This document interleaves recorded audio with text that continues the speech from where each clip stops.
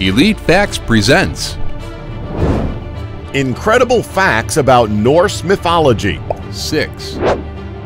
What exactly was Ragnarok? Let's start off with an interesting fact. Ragnarok. We all know that Ragnarok means the end of times. However, what did the end of times really mean? Now, this is something that does come as common knowledge to those who at least have a basic understanding of Norse mythology.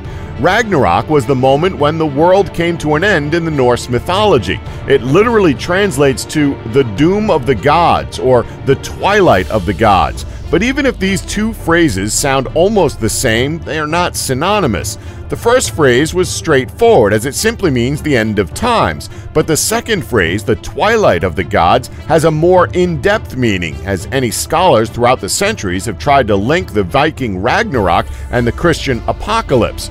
Unlike the Christian way of thinking, where time is linear, there technically is no end in Norse mythology, as they believe that the world worked in cycles. So in a sense, Ragnarok isn't an actual doom, but rather a fresh restart, where the world is renewed and takes on the shape dictated by the actions and decisions of the world's inhabitants the last time around, but at the same time still being part of the present. Yeah, it's a bit of a complicated situation, and since the Viking world was cyclical, this isn't the first or the last Ragnarok, but rather an endless cycle of destruction and creation, the two faces of the same coin, as it were.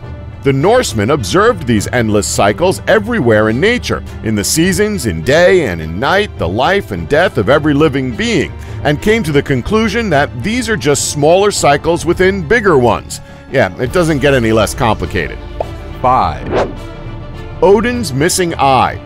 So when you think of Norse mythology and its gods, the first person to come to mind, thanks to mainstream media, is Odin, as it makes him out to be one of the most important of all the Norse gods. But he was actually an unpopular deity, and his cult was never widespread beyond poets, shamans, and kings. It was said that Odin practiced cedar, a form of magic that was considered by many to be unmanly, and was the god of frenzy, betrayal, and death, in addition to inspiration and wisdom. A particular obsession of his was the hoarding of knowledge, and he sent his servants, ravens nicknamed Thought and Memory, out into the world to bring him news. Norse myths tell of Odin's quest for the secrets of the universe. Unfortunately for him, wisdom would come with a large price. In order to gain insight into the future, Odin would need to sacrifice an eye so that he could drink from the magical well, but in the process learned of his own inescapable fate. Unfortunately for him, losing an eye would be the least of his worries, as the worst was yet to come. In order for him to gain the vast knowledge of the runes, a magical writing system that could give great power to the user, Odin needed to stab himself with a spear and hang himself from a tree for 9 days and nights. It was pretty grim stuff. Then again, in a world that's made up of body parts, it's not surprising. 4. Dwarves made Thor's hammer. Hey, just because it was mentioned in Marvel's films doesn't mean it wasn't a part of actual Norse mythology. Speaking of Marvel films, thanks to its appearance in the cinematic universe, it shows just how awesome Mjolnir is. But how it was made is arguably even more awesome. Mjolnir was created when Loki decided to cut off all of Sif's hair one night.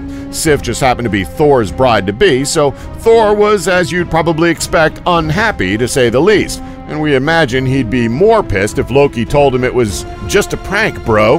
As expected, Thor threatened to beat Loki to within an inch of his life, so Loki promised to have the dwarves make her some amazing beautiful hair as a replacement, and Thor begrudgingly agreed. I mean, what else was he gonna do?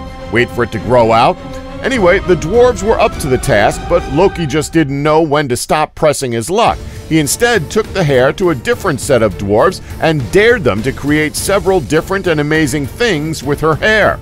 Yeah, dared them, as you'd expect. They created several amazing things, including Thor's famous hammer, Mjolnir. To silence Loki, and because they'd won fair and square, the dwarves sewed his mouth closed as punishment. Of course, this didn't keep Loki out of trouble. 3. The eight-legged horse.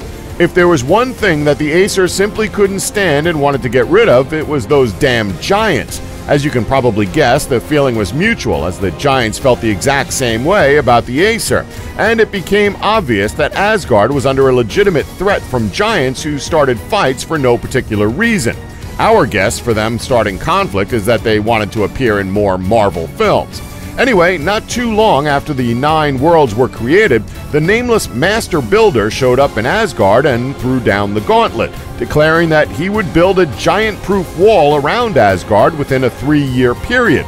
He would only do this, however, if he was rewarded with permission to marry Freyja. For some reason, he also wanted the sun and the moon because, well, why not? The gods eventually agreed to give the Master Builder only 1 year to complete the job, no assistance but that of a workhorse, and Freyja was his only payment. It seemed like a great bargain because the gods were convinced that the task could not be completed in 1 year. I mean, when you really think about it, Asgard was absolutely massive. But that didn't stop the builder, as he was so highly motivated to win Freyja, and he worked almost non-stop until its completion. So Loki decided to take charge of the situation. Loki was an adept shapeshifter. If he could turn himself into a woman, a salmon, and a hawk, he could easily turn himself into a horse, a lady horse to be specific. Loki shapeshifted into a mare and lured the giant's workhorse from the job site. As a result, the wall was not completed when the year was up.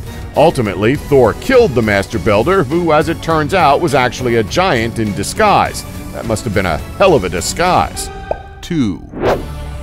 The world was made from body parts. In Norse mythology, before the world even existed, there was nothing but an empty space known as Ginnungagap.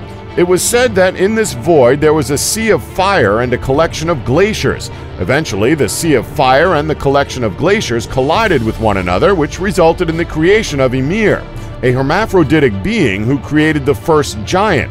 Within the frozen glaciers of Ginnungagap, there was also a god named Buri, the first of the Aesir. Thousands of years later, Odin, half Aesir and half giant, was born along with his 2 brothers, Vili and Vi. The 3 of them got together and decided to create a whole new world. How exactly do they create a whole new world, you ask? Oh, it's simple, really. They just needed to kill Ymir and use his body to forge the world. Ymir's skin became the earth, his skull became the sky, his brains became the clouds, his blood became the sea, and finally, his bones and teeth became the rocks and pebbles, respectively. 1. The world itself was tied together by a giant snake. So if the world being made up of several body parts wasn't creepy enough, how about the fact that the Norse world was held together by a giant snake? Hey, it's more believable than the flat earth theory, right? All jokes aside, to them, the world is held together by one of Loki's monster children. The giant serpent, known as Jormungandr, was taken away from its loving mother and father because there was no way the gods were going to allow a giant snake to live in Asgard. Oh, but sure, giant wolves are fine by Asgardian standards, but not a giant snake. What did the reptiles ever do to them? Anyway, Jormungandr would then be sent to the human realm of Midgard to be our problem, where he would grow in size so much that he was able to circle the globe. He lives in the ocean, biting his own tail, holding the earth together, waiting for the day he can strike back against the gods. Although the Midgard serpent hates all of the Norse gods, the one he really has it out for is Thor, and needless to say, the feeling is mutual, which makes sense considering that the myths say it is the giant serpent that is destined to slay Thor come the time of Ragnarok. And that's our list. Did we leave any out that you know about? Let us know in the comments section below. Don't forget to subscribe for more content and to tap the bell icon to never miss an upload. Thanks for watching. Don't forget to like us and subscribe for more elite facts.